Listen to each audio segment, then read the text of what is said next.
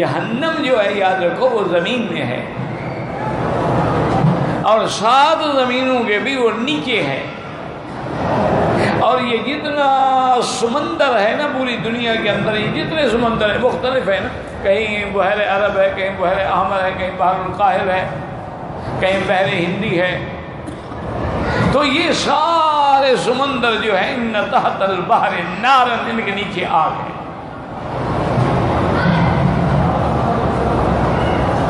اس آگ کے اوپر اللہ نے ایک غلاف حجری رکھا ہوا ہے، ایک یعنی اس کے اوپر پتھر کی یوں سمجھ لو کہ ایک پردہ ڈالا گیا ہے، غلاف ہے، اس کو کوئی توڑ نہیں سکتا۔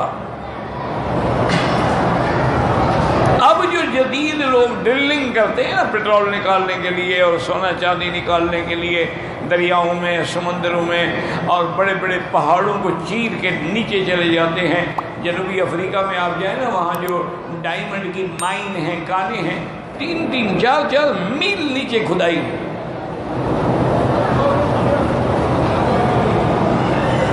لیکن اب وہ بھی اعتراف کرتے ہیں کہ بھی ہماری کھدائی کی بھی ایک حد ہے، ہم ایک مقام پہ جب پہنچتے ہیں تو وہاں کوئی ایسی پتھریلی چیز آ جاتی ہے کہ ہماری ساری مشینیں بیکار ہو جاتی، اس کو ڈرل ہم نہیں کرتے۔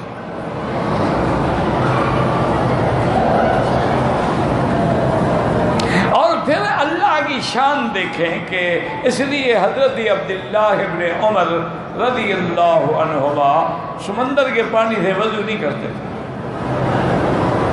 حالانکہ سمندر کا پانی پانی ہے بھائی، چلو کھارا ہے، نمکین ہے، لیکن ہے تو پانی نا۔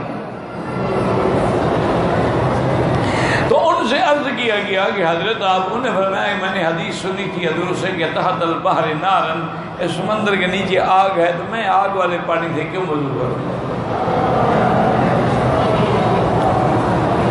بہرحال ان کا اجتہاد تھا رضی اللہ عنہ وارضاہ، اللہ کی کروڑوں رحمتیں ہوں ان پہ، ورنہ ہم باقی صحابہ کرتے تھے، اور پانی اور سمندر کے پانی سے وضو کرنا جائز ہے۔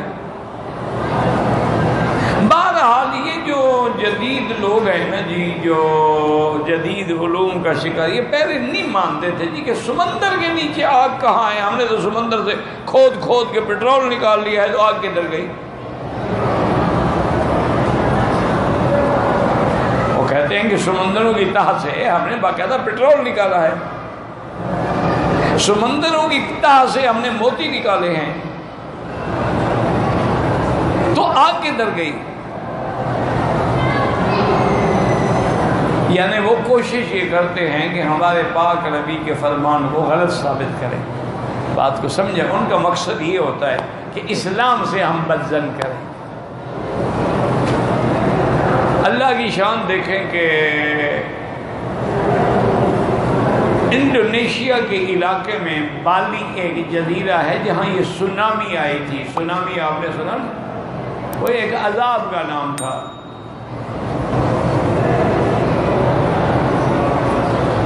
سونامی جو ہے یہ عذاب کا نام، کیونکہ ان انگریزوں کے بدبختوں کی عادت ہے کہیں طوفان آئے کہیں اس کا کوئی نہ کوئی نام رکھ دیتے ہیں۔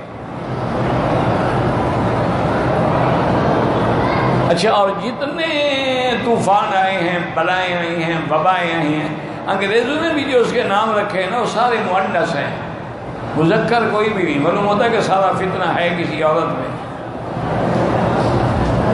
یہ بات وہ بھی مانتے ہیں۔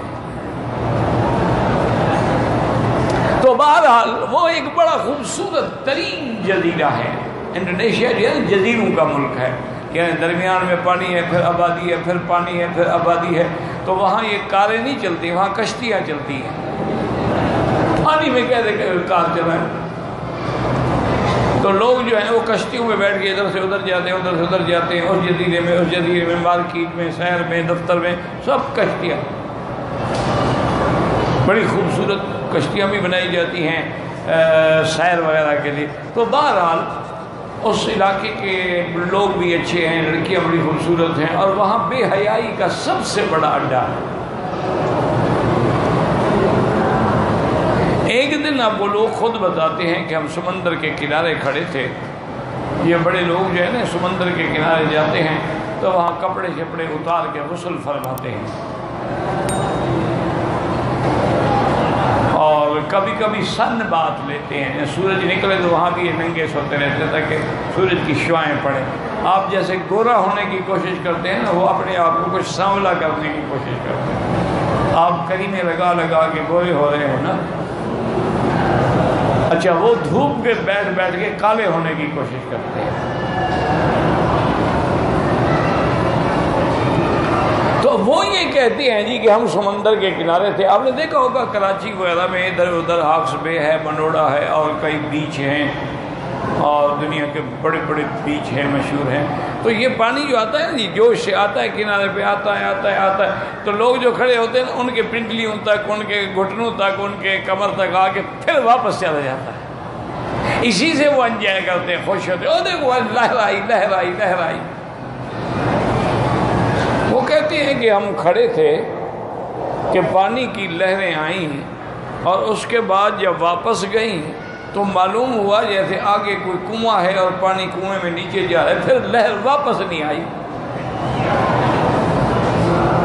وہ تو آتی رہتی ہے نا، چلی آ گئی پھر چلی گئی پھر آ گئی پھر، لیکن وہ جانے کے بعد نہیں واپس نہیں آئی، لیکن معلوم یہ ہوتا ہے کہ نیچے جا رہی ہے، نیچے کی نہیں جا رہی ہے۔ ہم حیران ہو کے کھڑے ہوئے دیکھ رہے ہیں، کچھ دیر گزرنے کے بعد اسی جگہ سے 200 فٹ اونچا پانی نکلا،